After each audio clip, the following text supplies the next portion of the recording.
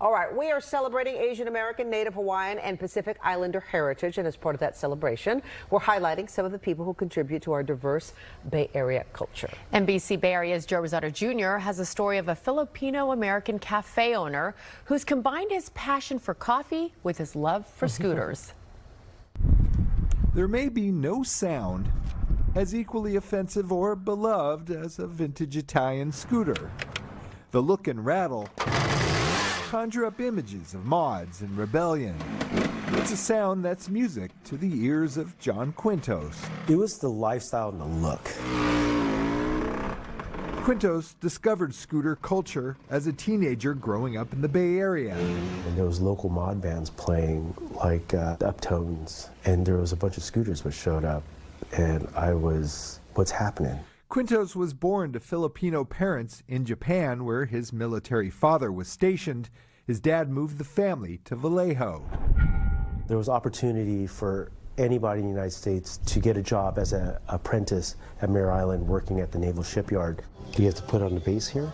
Quintos fell in with the mod scene, attracted to the music, the clothing, and the vintage Italian Vespas and Lambrettas. Bought a friend's Lambretta SX200, what I still own today. That's the ferry building. This was in 1986. Quintos found the scooter scene as diverse and colorful as the scooters themselves. Asian and African American and across the spectrum.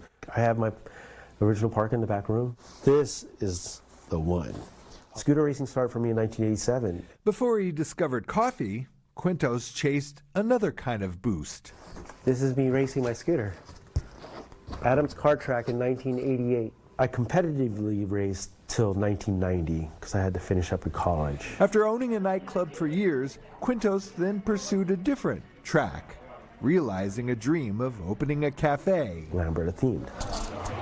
He opened Cento Cafe and Cafe Lambretta in San Francisco and decorated them with his scooter memorabilia. Cafe Lambretta logo. I have to let people know that I love scooters. This is Cafe Lambretta. We were running 5 shops. We had over 20 employees. We were doing online shipping, and the pandemic hit.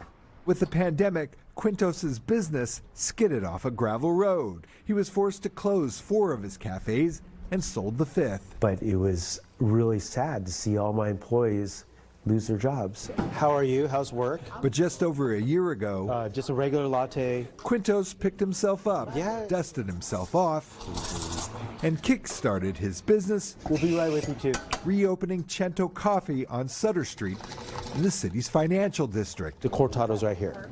The scooter memorabilia is back. Motorcycle engines, motorcycle gas tanks, you know, helmets.